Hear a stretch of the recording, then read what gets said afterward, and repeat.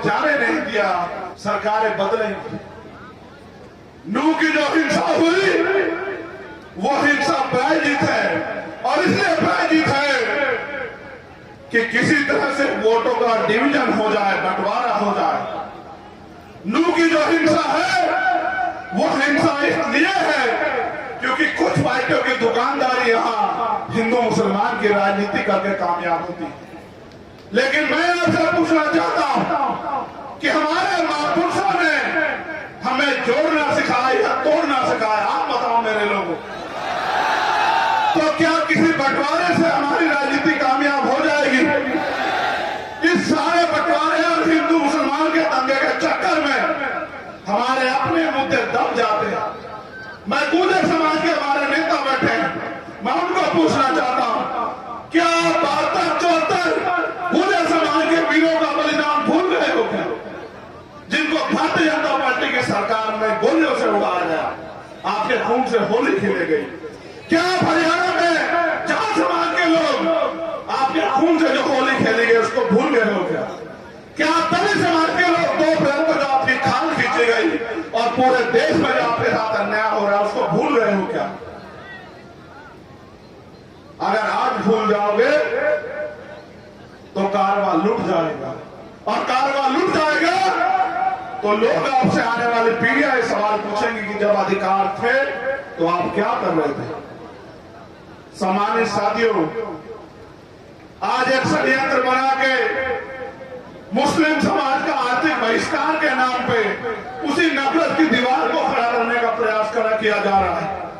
लेकिन मेरी बात पर गौर करना कि जो स्वाभिमान सम्मान आज हमें प्राप्त है, 12 साल से पहले ये दिलाने के लिए मैं नाम गिनाऊंगा आपको और आप याद करना। मैंने दिल्ली के मंच से भी आपको याद दिलाया था। राष्ट्रपिता ज्योतिबा फूले, छत्रपति साहूजी महाराज, पेरियर रामास्वामी नायकर, पेरियर लल्ले यादव, बाबू जगदेव प्रसाद कुशवाहा, जननायक कर्पूरी ठाकुर, बाबू शिवदयाल चौरसिया, संत राम बीए प्रजापति जी, चौधरी कुमाराम आर्य, सर छोटू राम, चौधरी चरण सिंह, ये सब पिछड़े वर्ग के लोग हैं, आपके अपने परिवार के लोग हैं। इन्होंने आंदोलन चलाया, उसी को आगे खींचने का काम पहले बाबा साहब अम्बेडकर ने, फिर मानवर काशीराम साहब ने किया। आप अपने अपनों को नहीं जानते, इसलिए आपको, जब आप इतिहास नहीं जानते, इसलिए आपको हिंदू मुसलमान में बांट के आपके ऊपर राज करना चाहते हैं।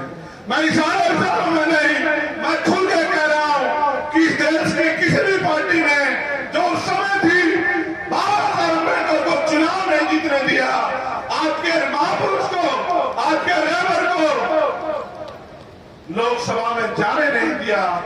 अगर ना होते मुसलमान और ना वो खुलना से बाबा साहब अम्बेडकर को जिता के कॉन्स्टिट्यूशन असेंबली में भेजते तो बाबा साहब अम्बेडकर संविधान नहीं लिख पाते मेरे लोगों। इसलिए मैं आपको बताना चाहता हूं कि आपको मदद किसकी करनी है, आपको हाथ किसका पकड़ना है।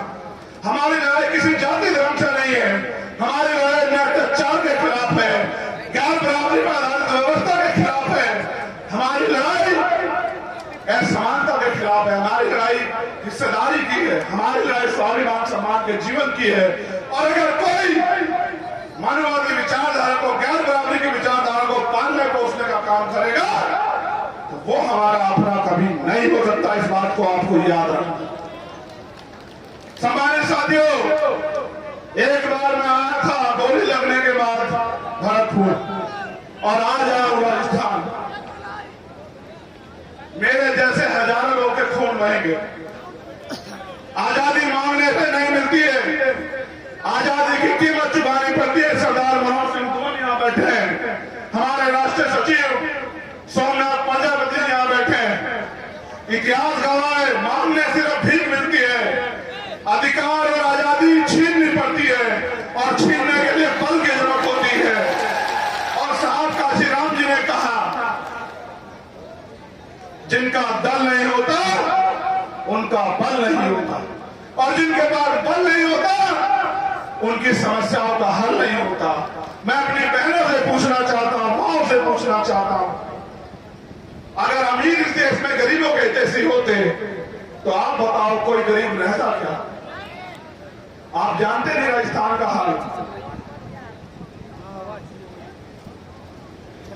ना पीने को साफ पानी, ना रोजगार, चारों तरफ से महंगाई की मार, जुल्म जाति अत्याचार। एनसीआरबी का आंकड़ा देखो, डाटा देखो तो रूह कांप जाती है।